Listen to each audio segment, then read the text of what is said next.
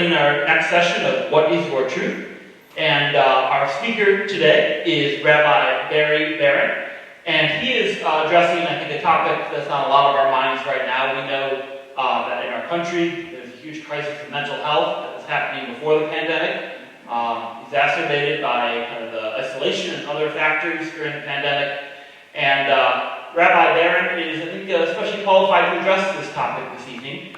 He's a former command chaplain in the U.S. Army Civil Affairs and Psychological Operations Command, airborne at Fort Bragg.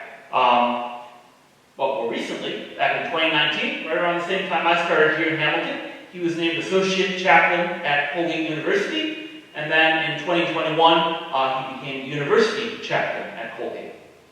So Rabbi Barron is a retired U.S. Army colonel. He's ministered to nearly 13,000 soldiers and family members of all faiths in 31 states during his tenure as a command chaplain. And he also supervised and mentored more than 58 chaplains, 54 chaplain assistants, and 30 chaplain candidates.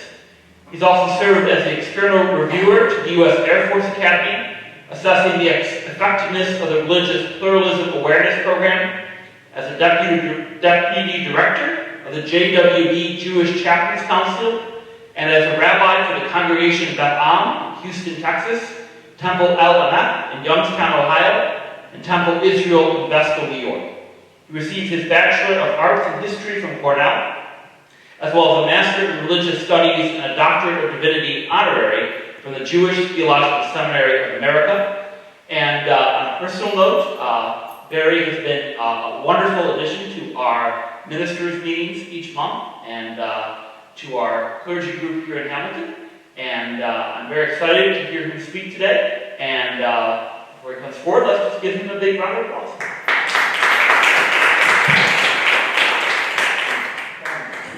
All right. Now we have two options for this, guys. It's a small group. So, would you rather hear me speak this way without the microphone, or this way with the microphone? With the microphone. With. You got it.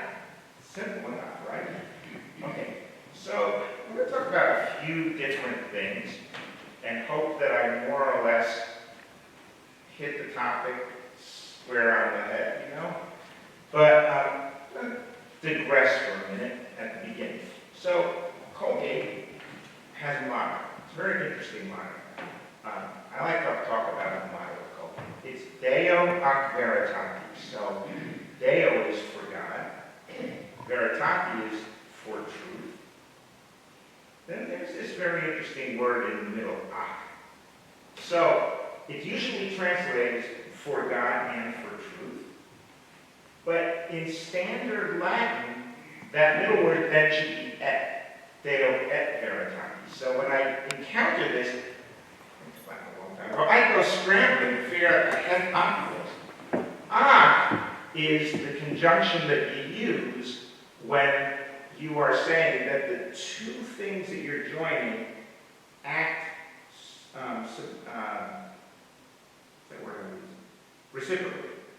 reciprocally on each other. So I get more God, I get more truth, I get more truth, I get more God, like that. And it's actually a fairly Baptist-y kind of approach.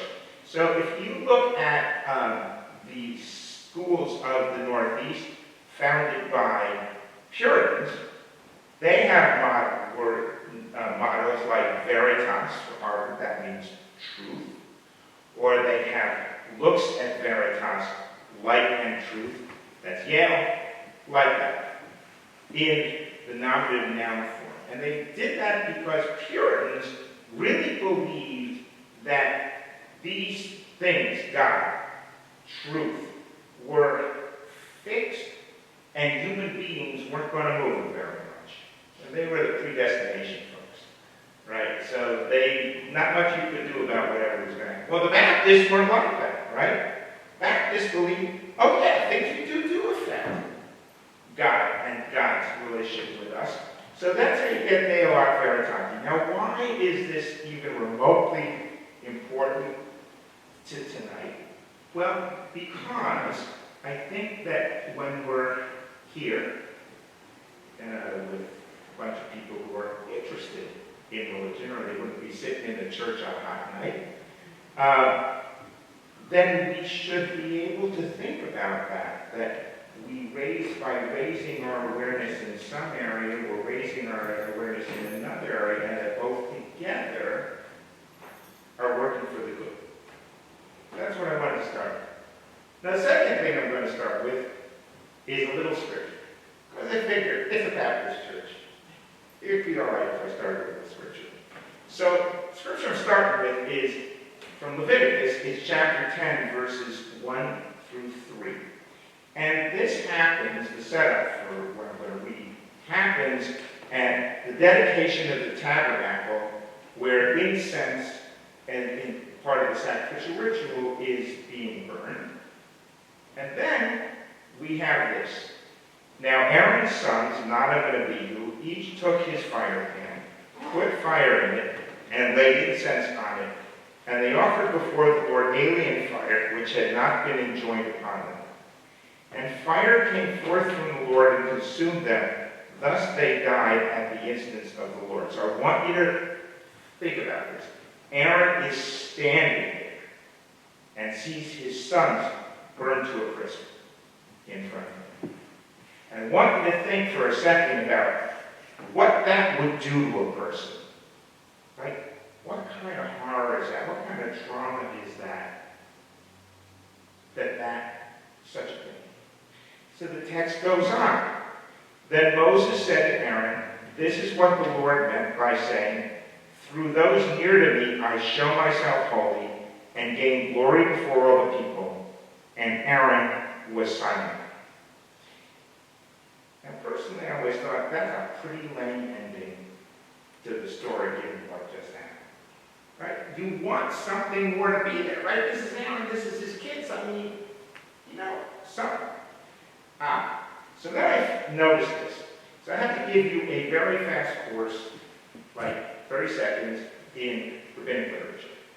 Okay? So here it goes like this, right? So synagogues, as they emerged, at the time of Jesus and after and a little before, were places where people went and expounded on Scripture, right? Jesus did it. You can read that. You probably read it somewhere along the way. Paul did it too. Okay, but what was that is it was taking a scriptural text and kind of expanding on its meaning. And, kind of maybe by story, by something else, just kind of finding a different dimension of it. Well, in Judaism as it developed post-temple, these expansions came to be collected, and they were called midrashim, which is from lidrosh in Hebrew, which is to expand, expound on the text. So a preacher is called darshan, and it's midrash farm. They got collected in a number of places. One of these is the Talmud, which I could give you a whole week on the Talmud, 2 weeks, which I did with my class last semester, but the very fast version is the Talmud is a very large compendium, about 20 volumes in print, of all kinds of rabbinic teachings and interpretations of different things, and it was composed in the 4th and 7th century CE, and it included many of these midrashim, these expansions. And so this is the one that caught my attention. Once the sons of Aaron died, Moses said to him, "Aaron, my brother, your sons died only to sanctify the name of the Blessed Holy One. When Aaron knew that his sons were beloved by the Omnipresent, he was silent and received the reward, as it is stated, and Aaron held his peace." So what you think about, as I think about, the difference between being able to find meaning in a tragedy and not being able to find meaning in a tragedy. And the ability to find meaning in tragedy and find a way to go on is what we're really talking about to a large degree when we talk about mental well-being, mental health, resilience, that sort of thing. So that's a little Bible for you. personal story. So, you all are old enough to remember 9/11, right? You all remember 9/11. So, in my case, at the time, I was serving in the New York Army National Guard as a chaplain, and by noon on the 11th, I got the call to report. My unit was in Buffalo, so I was driving the wrong way, actually. So I went out to Buffalo, stayed overnight, we convoyed to Newburgh, New York on the 12th. Yeah, stayed overnight there, did some other things. By the time I actually got to, so 9/11 happened on a Tuesday, if I recall correctly. By the time I went through these other gyrations, I actually got to the site of the World Trade Center on the afternoon of that Friday. Just before President Bush gave his famous speech from the Bible. And I can take credit for one thing in that speech. He said in that speech, "I can hear you, and today the whole world hears you." That was in response to the fact he was using a bullhorn. And every time he turned, you couldn't hear him, right, if you were in something. So a lot of us started yelling, "We can't hear you!" So then I took it more seriously. I got there, and I saw and I smelled. And a lot of smoke. A lot of destruction. And the smell, I found out later, was of bodies burning.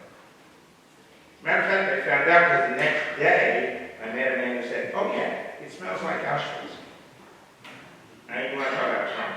But in the moment when I first got there, I saw this, and I'm looking at this smoke going up, and I'm smelling the smell. Almost paradoxically, I felt like I was really fully standing in God's presence at that moment. And I asked myself, what was I supposed to take from that, right? So it was like something, right? Standing in God's presence, like that feeling, may happen to be a place of great natural beauty to a lesser extent, but you don't feel something that powerfully and not feel like you got to do something. So my response to myself was, you have to do something about all this. It can't happen anymore. So that's kind of how I got into spending a lot more time serving as an Army chaplain as things went on, is from that experience. But let me tell you the postscript to the experience. So I was down in Manhattan for 4 weeks and ran on adrenaline. And then I went home, and for about 8 weeks I couldn't sleep. And for about 6 months, I couldn't really see what the point was in living. 6 months. And then one day I woke up, it wore off, and I realized, oh yeah, you just had your own small-scale case of PTSD. Because that's what that is. So then, it got to be an interesting question. So what let me bounce back from it? And there were really two things that I could determine. One is, I kind of have, as one of my children does too, a kind of personality where, because I'm basically optimistic, I'm going to be more prone, just by genetics, as it were, to bounce back from things faster than somebody else might. And that's not because I have some great talent. It just, that's the way I came out of my mother. So, but the other thing is, that I realized, is because I had that sense of being in God's presence, and because I had the sense, followed that I had to do something about it, I kind of had to get over what I was going through. I wasn't going to be able to do any of that. It wasn't going to be good for anything, to anybody.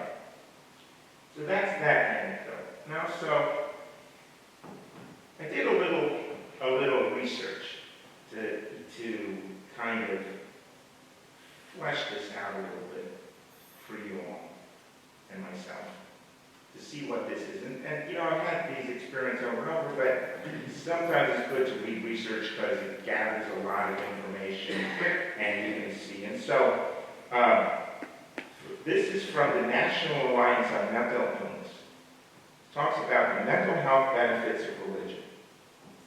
It says, religion gives people something to believe in, provides a sense of structure, and typically offers a group of people to connect with over similar beliefs. These facets can have a large positive impact on mental health. Research suggests that religiosity reduces suicide rates, alcoholism, and drug use. And then it says, here are some of religion's main mental health benefits. They have these under headings.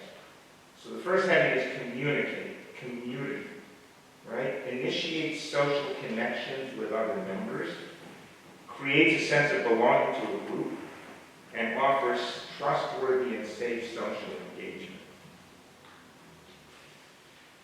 And then its next heading is ritual.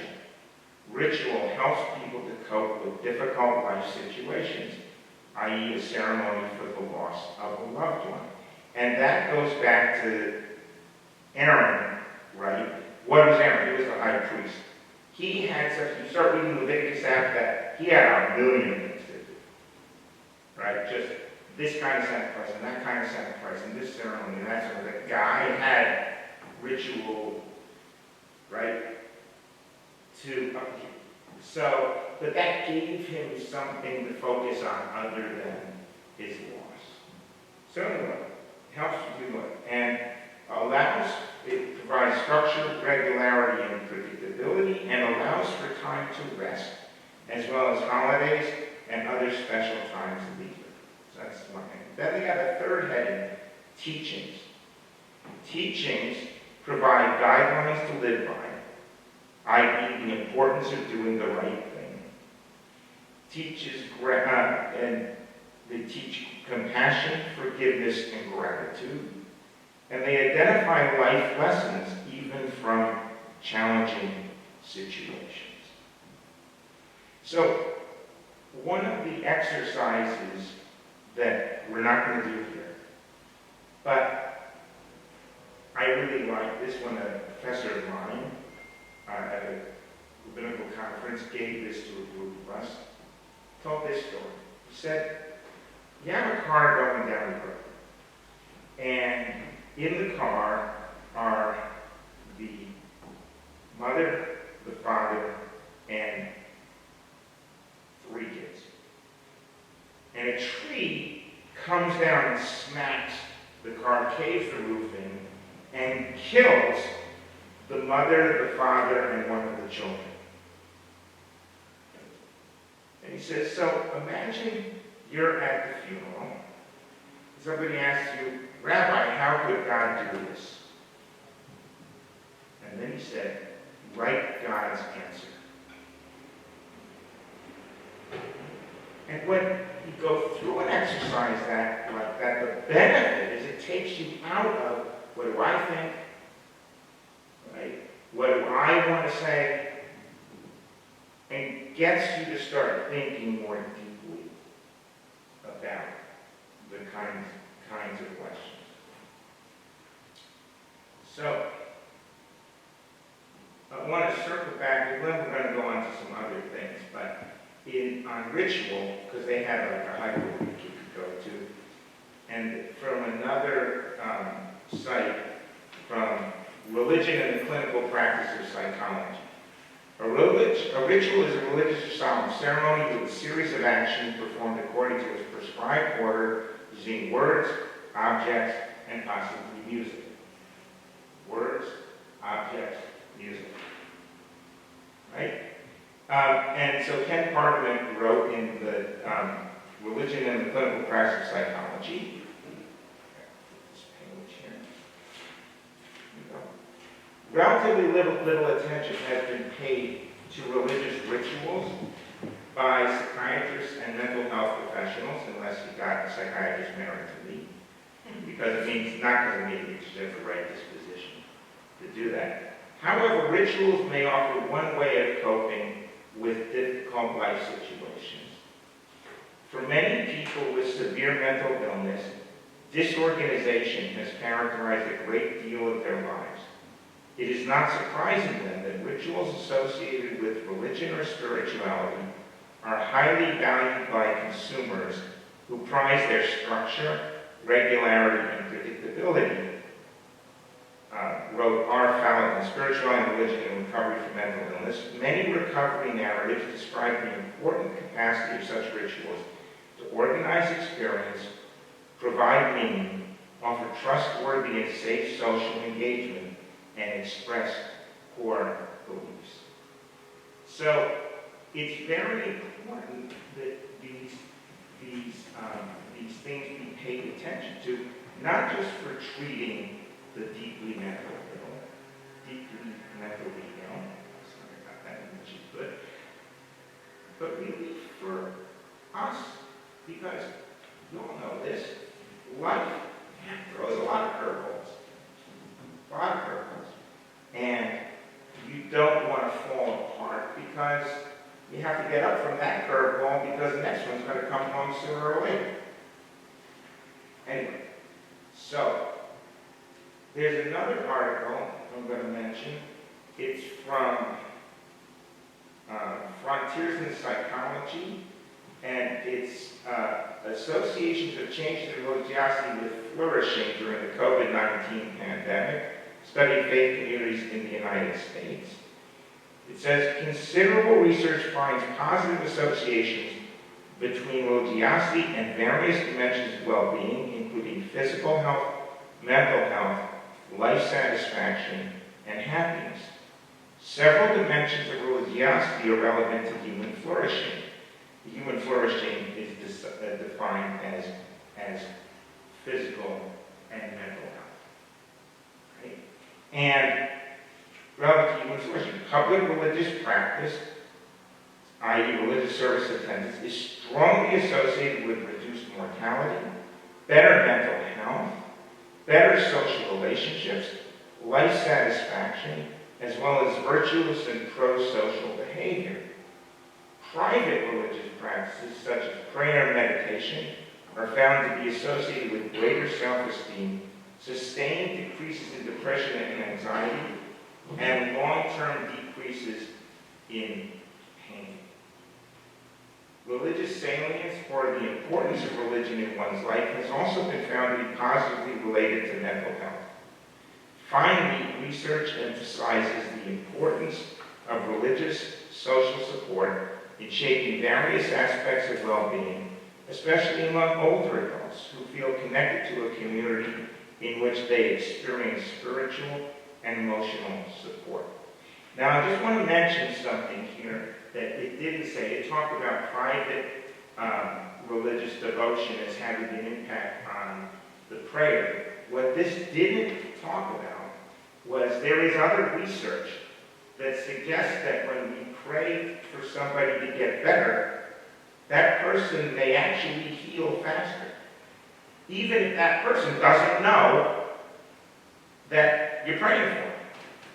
Right? So if you're praying for sick people, let's say, you ask God for healing for, and you run off a list of names, let's say, of people you know, that's actually helping them on some level therapeutically by mechanisms we don't entirely, from a scientific perspective, understand, though if we approach it with our religious selves and kind of sit in it for a little while, yeah, we actually kind of do understand and why that might work. Now, there's a big caveat to all of this. Mental illness is a big category and spans a wide spectrum of people and conditions. And I have 3 mentally ill children in varying degrees, including one who's severely bipolar who's on disability. So I kind of know a little bit about this personally, but I also just know. In cases of moderate to severe mental illness, nothing in treatment is guaranteed to work well for everyone. And And some things may not work at all, and nothing may work perfectly in some cases, or in many cases.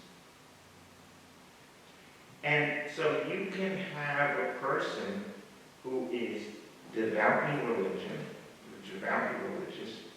has friends in church communities and so on, still requires psychiatric medication and still may not be fully okay. And as with any other kind of illness, this should never be taken as evidence for lack of religious commitment. Right? We're not, any of us, in a position to judge, first of all, what anybody's religious commitment really is, and don't have a right to say, this worked for me, it must work for you or your families. You just cannot do that. But it is also nice to know, for the rest of us, that the religious living to which we are committed can benefit our health in so many ways, not least by equipping us to face life's challenges. I got a page on here. Life's challenges, absorb their blows, and keep going, as Aaron did, with the sense that our lives have purpose and meaning. Thank you.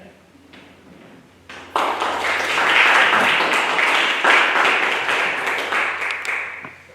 think it's question time. First of all, thank you very much. And I have this microphone here. If you raise your hand, I can bring it to you if you have a question. There we go. There's a very person. Thank you, Rabbi, very fascinating.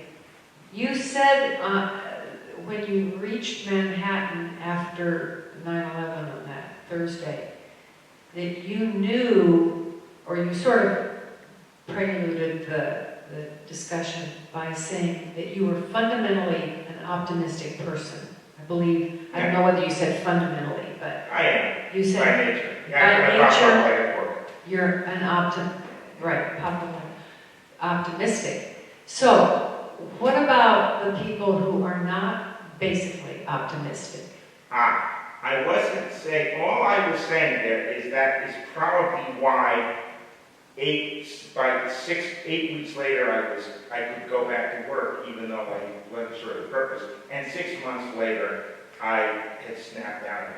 If you get people exposed to even that kind of trauma, if they're really the victims of it, or the families, say you saw people jumping out of the World Trade Center. I didn't see any of that. I got there later. But say you did, right? And your personality disposition is a little different. And other things, you might be affected for much longer. That was all I was saying. I mean, if you have soldiers with PTSD, that can be a condition that takes years to treat and get over. It depends on the severity and the kind of the person. I was just saying that given the dose I had of it and my personality, I was able to pull myself out of it quicker. It's not an aspersion on anybody else.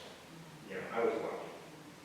So, and I was lucky that at other points in my career, when I was deploying overseas, I didn't see the worst of it. I sometimes heard about the worst of it, but that's not the same thing. Did fly over Baghdad and see it looking all bombed out. And what was discouraging for me, for the people, that was in 2006. And in 2017, I was back, still flew over Baghdad, and it still looked like bombed out. It's really hard way for people to live. That, I digress from your question, but yes.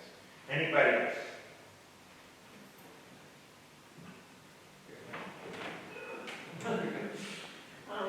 You mentioned the study regarding prayer, Yeah. and that they found that it was a positive effect, but it was positive on their response. Positive on the person being prayed for.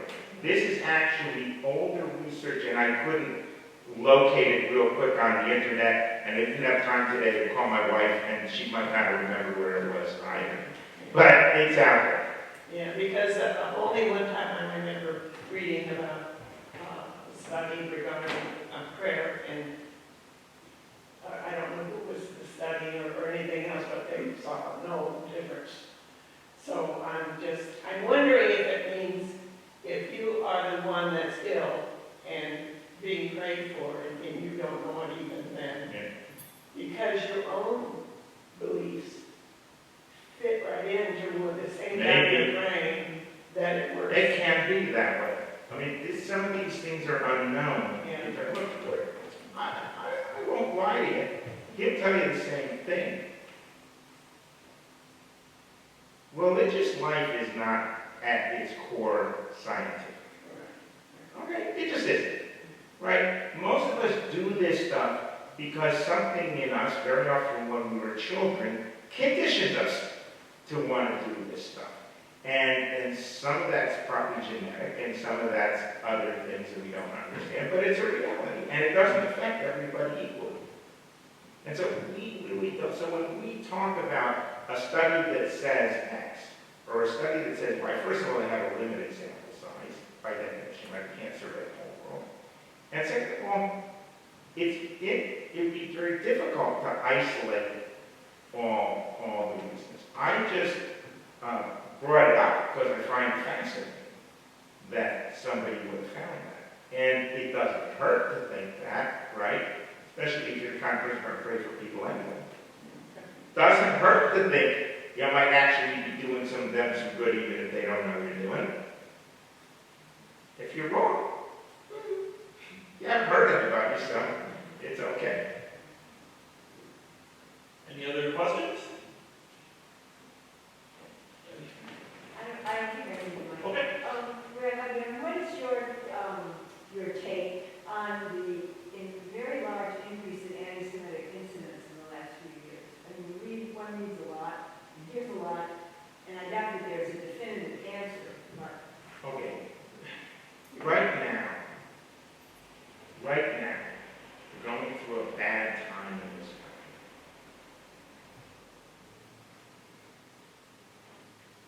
country. The bad time is happening because going back to a march on Charlottesville, Virginia, which was not appropriately denounced immediately, and because the internet also allows for all kinds of things to get spread, we have in this country a monster unleashed, where people do not feel the unacceptability of hate. It is very disconcerting, but I will tell you that I think that the rise of anti-Semitism is closely correlated to the rise of every other anti-thing that you see going on. Because it never is just a thing by itself. That's a huge mistake people make. It's one of the reasons I say in life we want to build bridges, not walls. Because the chances are if it's happening to my group, it's happening to another group at the same time. And that we need to look at what are the conditions around this. And I think that the genie of hate has been let out of the bottle. And it's going to take a lot of effort and a lot of time to push it back in. That's that person. Okay, so. Any other questions? I can go on with a little more. Of course I read, I'm retired psychologist, and I have a private practice as well, working at a private nonprofit agency. And I've dealt with a wide range of socioeconomic groups, mostly children and adolescents. Yeah. I haven't practiced for about 13, 14 years now. And I have to say I'm almost glad, because if you last, say, 5 years of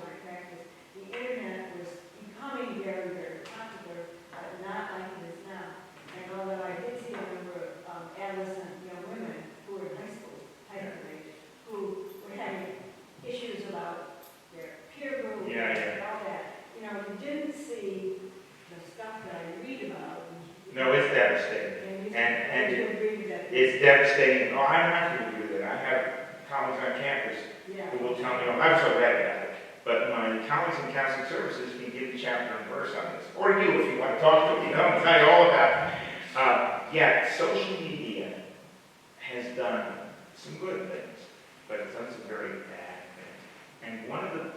And the problem is exacerbated by COVID, by people being in their rooms and on their computers all the time. And it's really done some real emotional damage to people.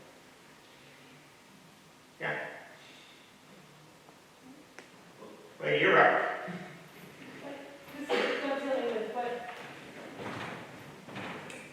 Dovetailing with what Debbie said, I work with adolescents as well. I'm a pediatrician, and I think I'm in maybe one generation below a lot of the folks here.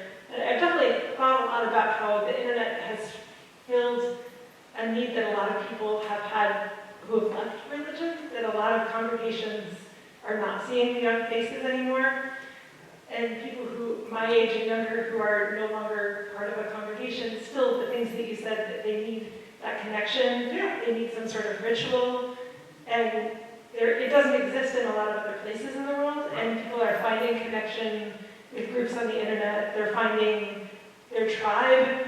And it's not always a good tribe. No, it's not, and I think a lot of people have left congregations because bad things have been done in the name of religion too. Yes. But then in a congregation, you're also kept honest. Right. In a way that you maybe aren't when you're online and only having people who think like you. Church trauma is a real thing. And we can all talk about it. I mean, that's a real thing. To me, it doesn't take away from the goods. The fact that there are people who misuse something doesn't mean that something can't be also used well. In this case, religion. But, yeah. I was just going to comment on the rise of artificial intelligence, as it's called today, which isn't really intelligence, but the ability to create fake news has just gone public. So almost anyone can create images or videos or sound bites that sound like someone else, and so the danger of hate just exploding is very real today, and like it hasn't been. I agree, and really, the only thing I know how to do about it, he knows how to do it, you all know how to do it, is stand against it. And we have to say, it's a really interesting thing. Had a conversation with Joanne Lloyd, who I read from.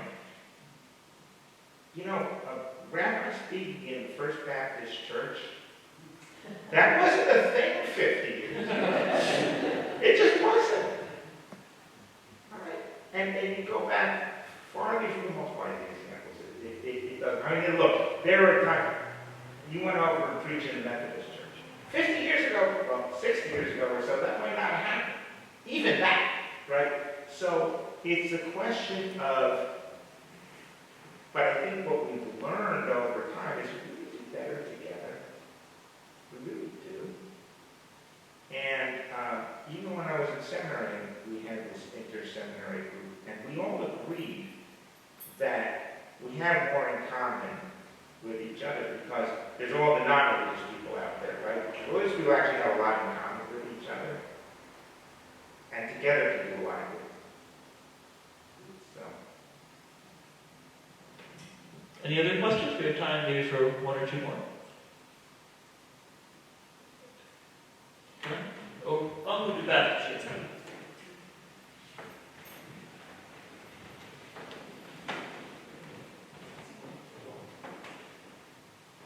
What is your opinion of what we individually can do to make it better? Okay. Could you read? Yeah, what do we individually do to make it better? That was the question. Well, my opinion is, first of all, this may sound meager, after all that Randy on a speech making I just did, but, you know, a lot of life is one at a time, is people one at a time. And I think the biggest, most rapid difference any of us can make is just remembering that and remembering our connections and valuing them. And, you know, just doing that, it becomes modeling, but it also becomes, okay, in our corner of the world, we're going to get it right. Somebody else may have to make it right in another corner, or a bigger corner, or something like that. But the older I've gotten, and I'm not that far behind some of you, the more I've come to just value that, okay, we believe what we believe, we work for what we work for, and we do it often just with each other. And even that improves things. And also I believe that in the same way that prayer has large ripple effect, I believe that all of that also has a ripple effect. But I don't think we can put our finger on it, but I really do believe that if everybody in Hamilton, New York gets along, I don't know if that's true, but if it were true, yeah, that's going to have a ripple effect somewhere. It's important. Hey, Carol, I'll let you have the last question. This is more of a statement, and Rabbi Aaron, I just want to thank you for these incredible insights, and it's very helpful to me, and I'm sure to everyone here. The Surgeon General of the United States, Vivek Murthy, has been doing a study on loneliness, and he's been reporting this. I can't quite recite. He's had 3 major principles to attack this problem. He says it's a massive problem of loneliness. And I think the first point had something to do with communication, maybe.